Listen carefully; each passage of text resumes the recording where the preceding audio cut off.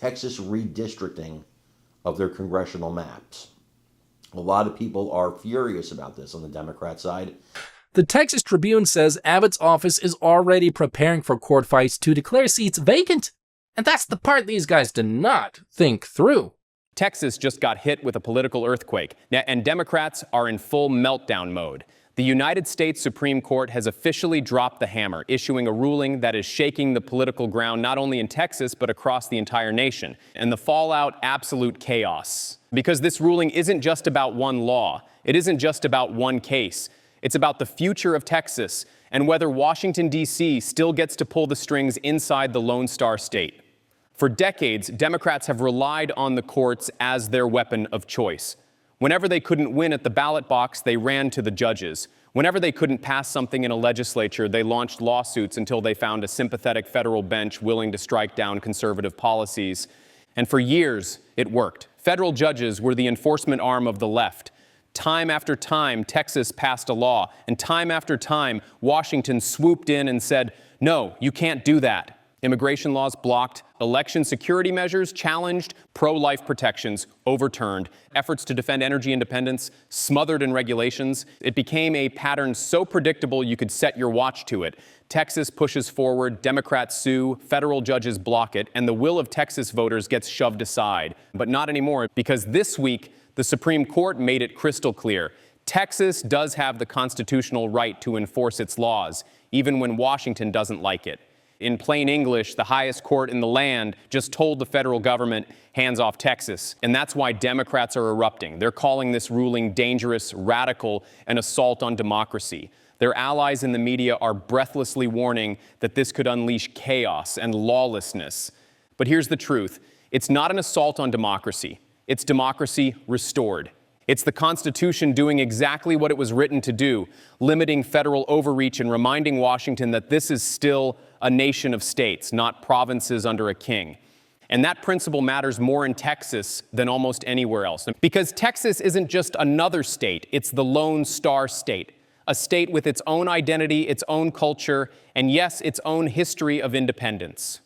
Texas joined the Union willingly on the promise that its rights would be respected. And for decades, Texans have watched Washington break that promise over and over again. And yet, despite all the interference, Texas has become an engine of prosperity. It's the second largest economy in America, bigger than most countries in the world. It's the energy capital of the United States, fueling homes and businesses nationwide. It's the fastest growing state in the nation, attracting millions of new residents, fleeing high taxes and government overreach elsewhere.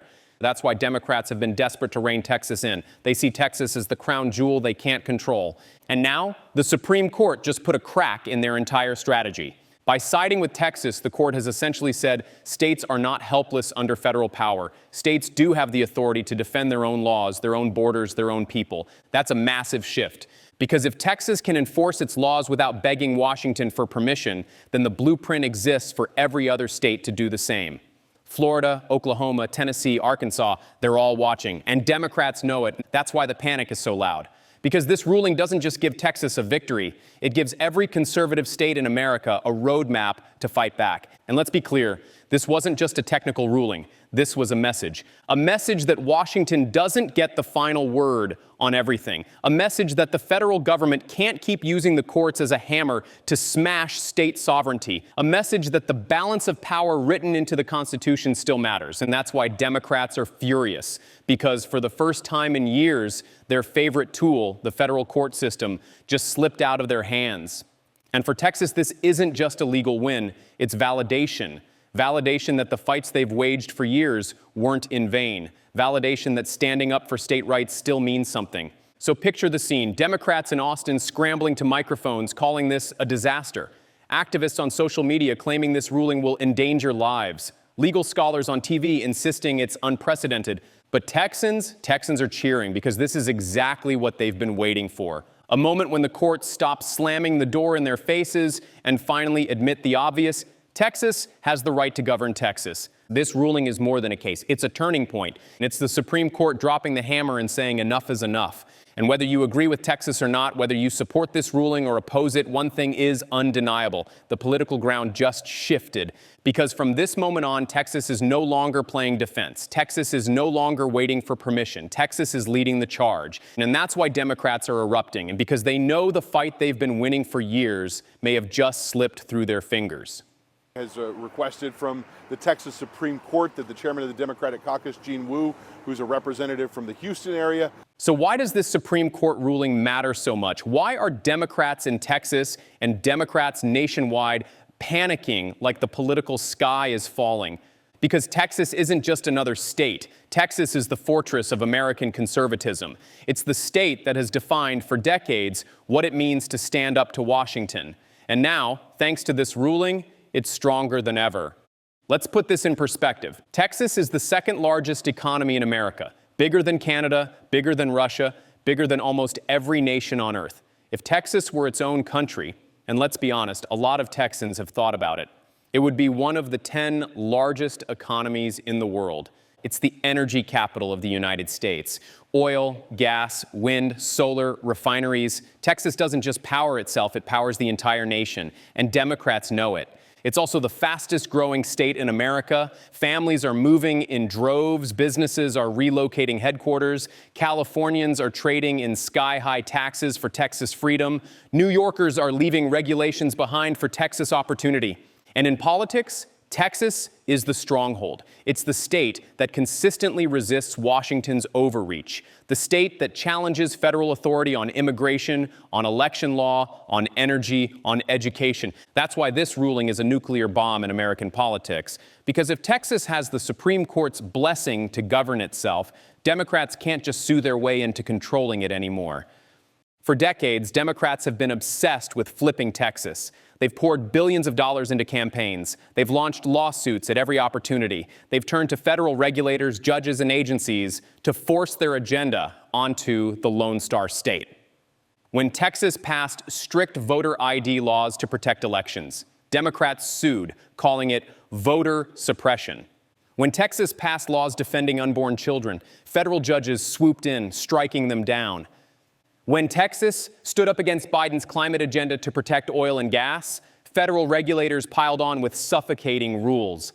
When Texas tried to secure its southern border, the Biden administration fought them tooth and nail, insisting border security is Washington's job, even as the crisis spiraled out of control. It's been relentless. Democrats couldn't win Texas at the ballot box, so they tried to win it through the courts. And now the Supreme Court just told them game over. This morning, the governor of Texas is asking the state Supreme Court to remove the Democratic caucus chair from office from the Texas House. That's why Democrats are in full meltdown mode, because they understand what this ruling really means. It means Texas is free to move forward without federal handcuffs. It means lawsuits that used to paralyze Texas now have less power. It means Washington's grip on the Lone Star State just slipped. And here's the kicker. If Texas can stand up and win, every other red state can too.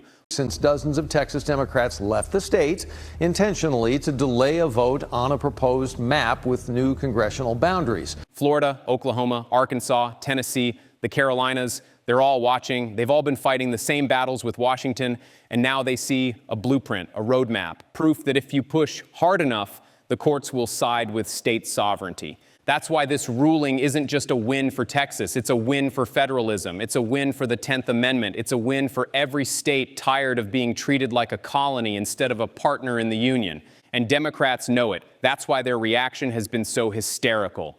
Because this one ruling has the potential to unleash a tidal wave of state resistance to Washington's agenda.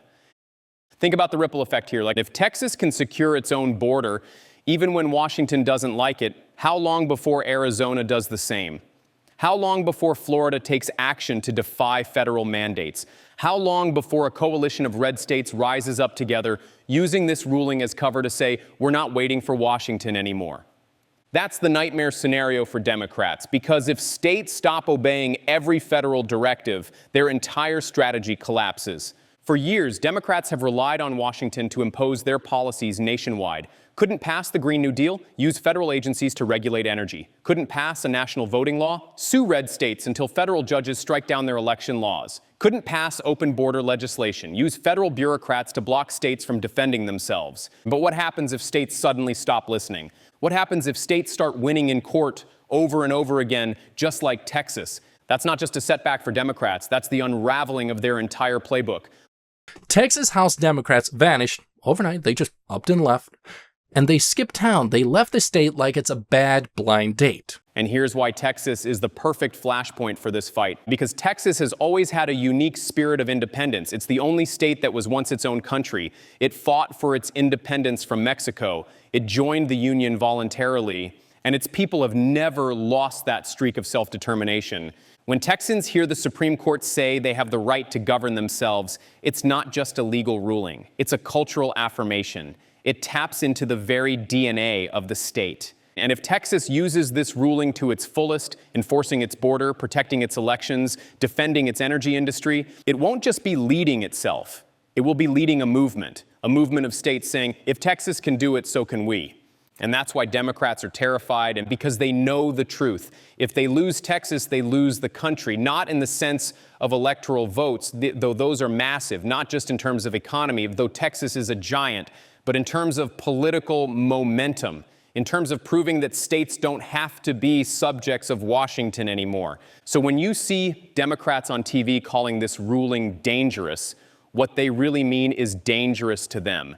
When they say it's radical, they mean it's radical to think states can stand up for themselves. When they say it's an assault on democracy, they mean it's an assault on their monopoly on power. But Texans, they see it differently. They see freedom, they see sovereignty, they see the Supreme Court finally giving them the green light to govern themselves without waiting for permission from Washington. To Texas now, where the House of Representatives will attempt to reconvene today as the redistricting standoff. So here we are. The ruling has dropped, the hammer has fallen, and Texas is standing taller than ever. And the Supreme Court didn't just hand the Lone Star State a legal win.